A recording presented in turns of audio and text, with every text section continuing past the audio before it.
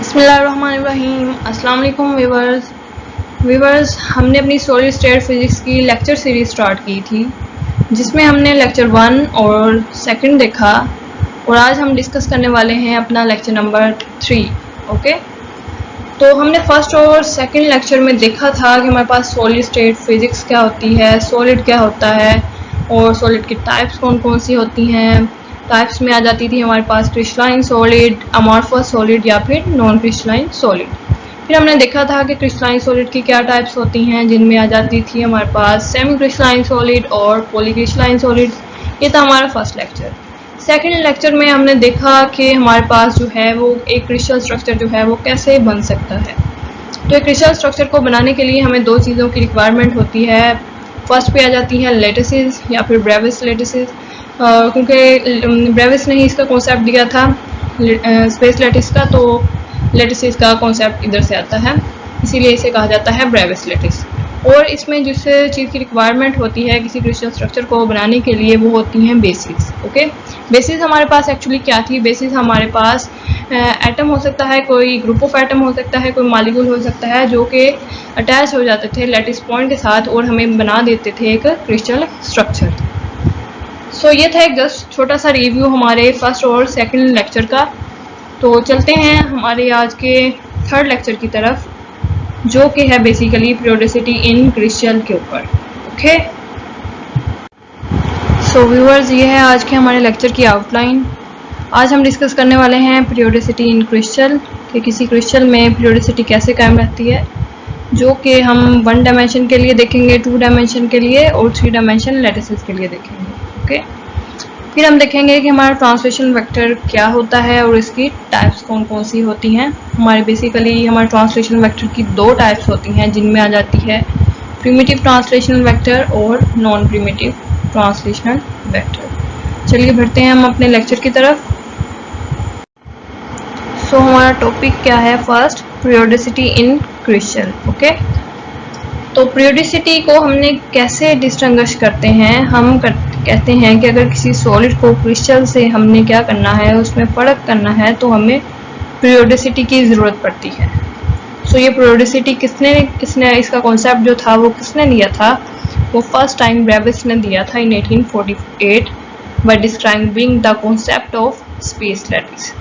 और space lattice की हम पहले भी बात करके आए हैं कि हमारे पास क्या होता था। ये हमारे पास ये एक पीरियोडिक अरेंजमेंट ऑफ पॉइंट्स होता था, जो कि इमेजिनरी पॉइंट्स होते थे किसी क्रिस्टल में, और वो कैसे डिस्ट्रीब्यूट होते थे। हमारे पास ये आइडेंटिकल सराउंडिंग की बिना पर हमने इनको पढ़ा था कि उनकी कंडीशन ये थी कि उनकी सराउंडिंग क्या रहती थी, उनका एनवायरनमेंट क्या रहता था, सेम रहता था। ऐसे अरेंजमेंट ऑफ पॉइंट्स जो कि हमारे पास 3 डायमेंशन में हों और उनकी कंडीशन ये हो कि वो आइडेंटिकली सराउंडिंग रखते हों, तो इन पॉइंट्स को हम कहते हैं कि वो हमारे क्या हैं, एक लैटिस पॉइंट्स हैं, या फिर हमारे स्पेस लैटिस एक का कॉन्सेप्ट दे रहे हैं। ठीक है, अगर 3 डायमेंशन में है तो वो स्पेस लैटिस कहलाता है। ओके,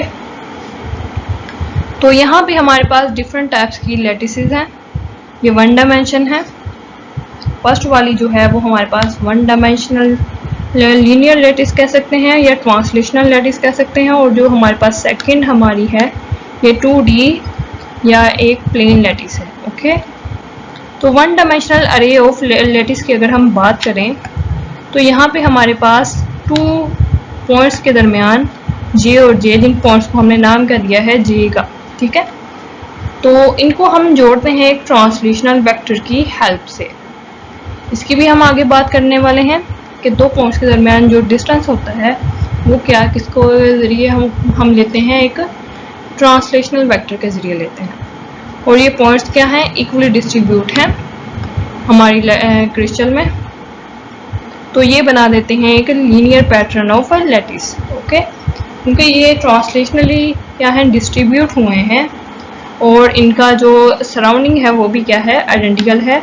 अगर इस पॉइंट के लिहाज से देखें तो ये पॉइंट भी उसी पोजीशन पे है, और वो वैसी ही आइडेंटिकल सराउंडिंग रखता है जैसा कि ये पॉइंट रखता है। ठीक है, सिमिलरली ये पॉइंट भी अगर हम देखें तो ये वैसी ही आइडेंटिकल सराउंडिंग रखता है जैसा कि ये पॉइंट रखता है। कोई भी पॉइंट आप इधर से उठा के देख लो तो उनकी आइडेंटिकल सराउंडिंग होगी। ओके, सेम यही कॉन्सेप्ट जो है वो हमारा 2D के लिए है कि हमारे पास यहाँ पे अगर हम देखें इन दो पॉइंट्स के दरमियान जो ट्रांसलेशनल वेक्टर है वो क्या है, ए है। ठीक है, ये जैसा कि इधर इसने बना के भी दिखाया है हमारे पास, ये सपोज जे और जे जो है ये हमारे क्या हैं, पॉइंट्स हैं जो कि हमने यहाँ पे बनाए हैं। ठीक है, जो हमने यहाँ पे बना के दिखाए हैं।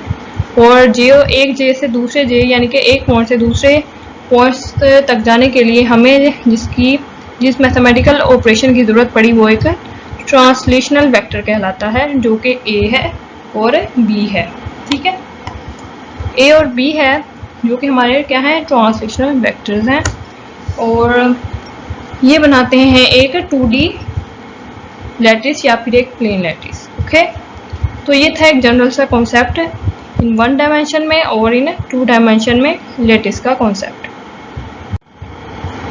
और यहाँ पे हमारे पास एक 3D, हमने 1D की बात की और 2D की बात की, और यहाँ पे आप देखेंगे कि 3 डायमेंशन में कैसा पैटर्न होता है हमारे क्रिस्टल का। स्पेस लैटिस में इसको कैसे हम डिनोट करवाते हैं, तो सेम वही काम, हमने एक क्यूब यहाँ पे ड्रा किया हुआ है जिसको हमने क्या किया हुआ, एक क्यूब को हमने इक्वली डिस्ट्रीब्यूट किया हुआ है इन 3 डायमेंशन में।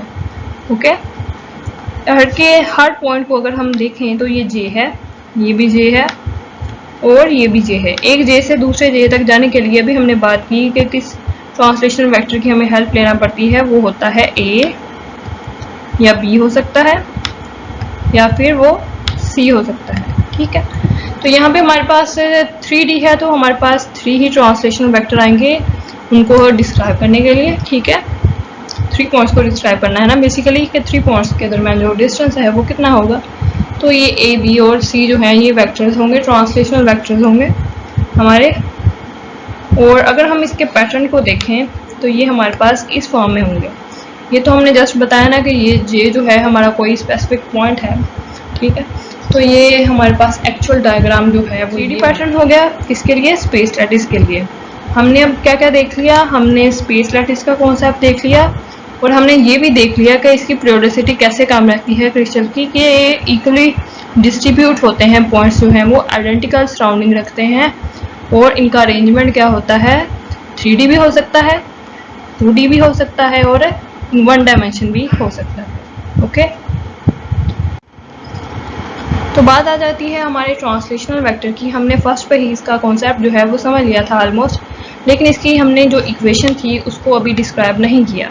ओके, तो ट्रांसलेशनल वेक्टर की ये हमारे पास एक जनरल इक्वेशन होती है, this is our general equation, जिसको मैं लिख रही हूँ सिंपल GE से। तो ये आपकी क्या है, एक जनरल इक्वेशन आ जाती है। तो और इसमें n1 n2 और n3 जो हैं वो क्या है, हमारे आर्बिट्रेरी इंटीजर्स हैं।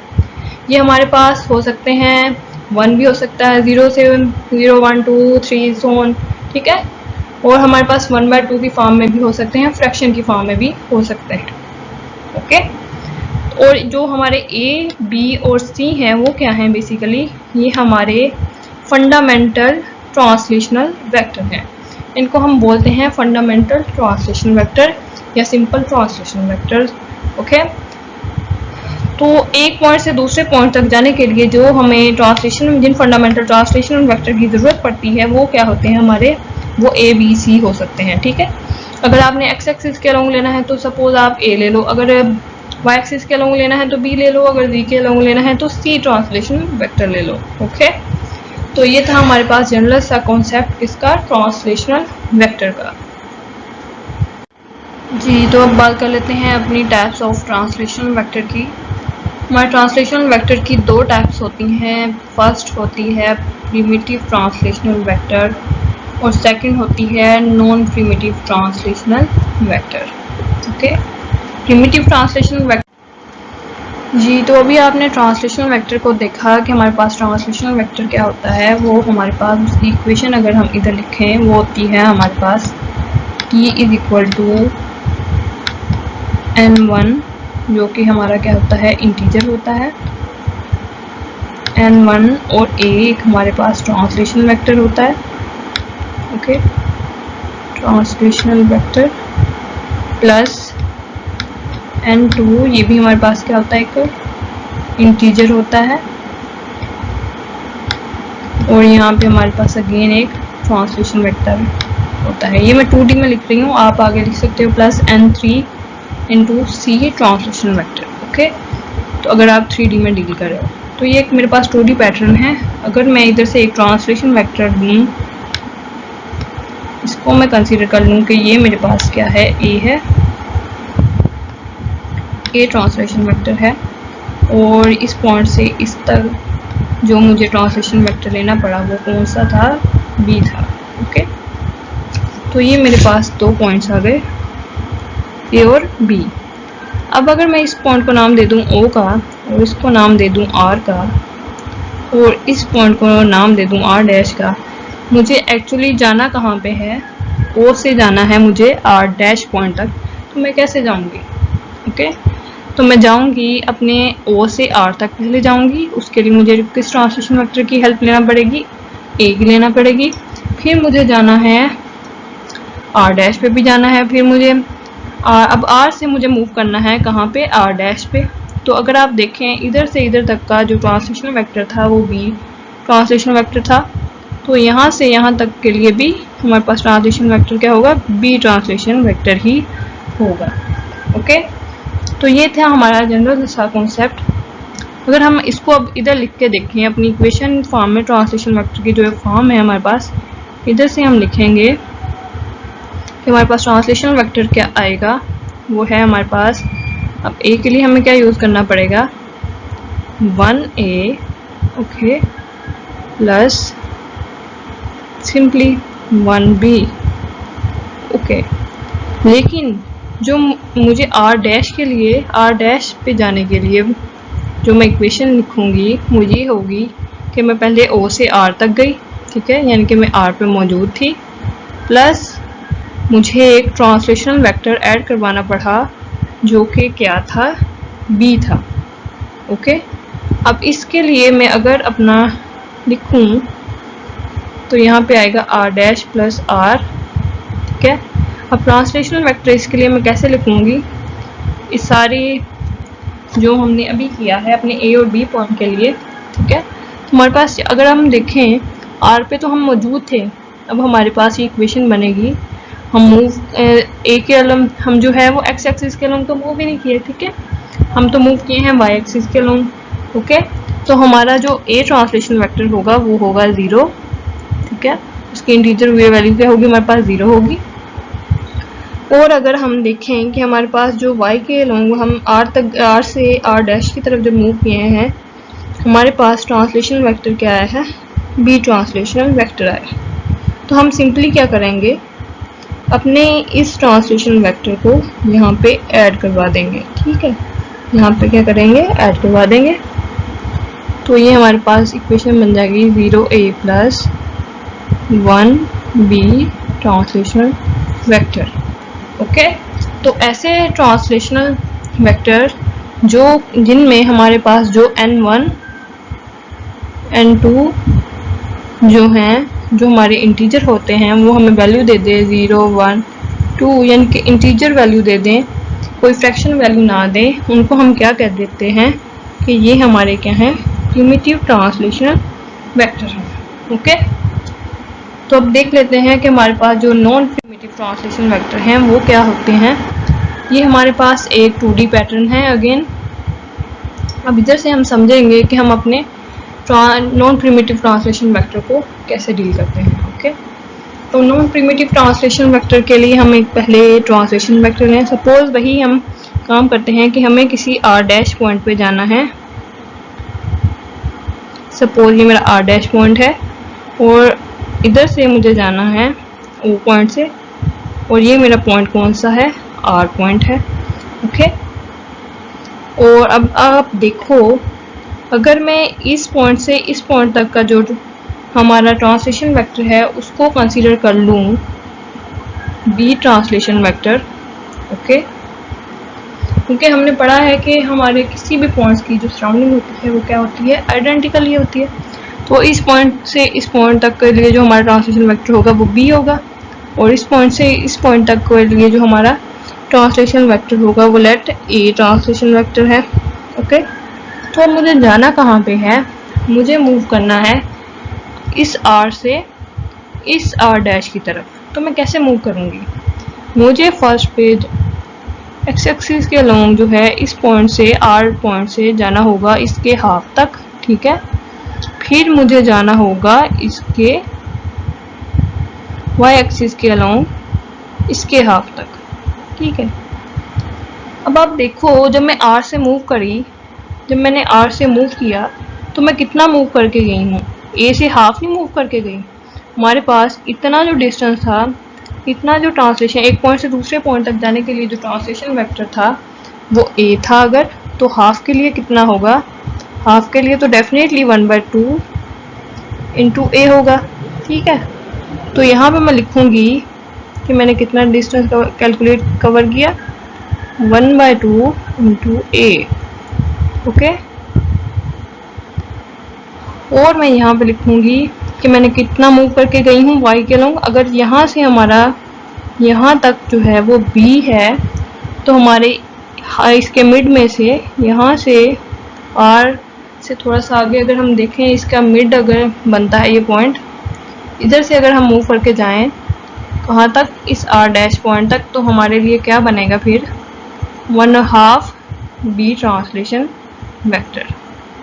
ओके, तो अगर हम अपनी अगेन वही इक्वेशन लिखें आर डैश वाली, वो क्या थी, आर डैश प्लस आर पे हम पहले मौजूद थे। ओके, आर पे हम पहले मौजूद थे, हमें क्या ट्रांसलेशन वेक्टर ऐड करवाना पड़ा कि हमारे पास हम आर डैश पॉइंट तक पहुंच जाए, ठीक है। तो हमें क्या करवाना पड़ा, हमें एक ट्रांसलेशनल वेक्टर हमारा क्या बनता है आर से हाफ ए। ओके, क्योंकि हम इधर से इतना मूव करके गए हैं हाफ ए ट्रांसलेशन वेक्टर, और हम इधर से इतना मूव करके गए हैं हाफ बी ट्रांसलेशनल वेक्टर।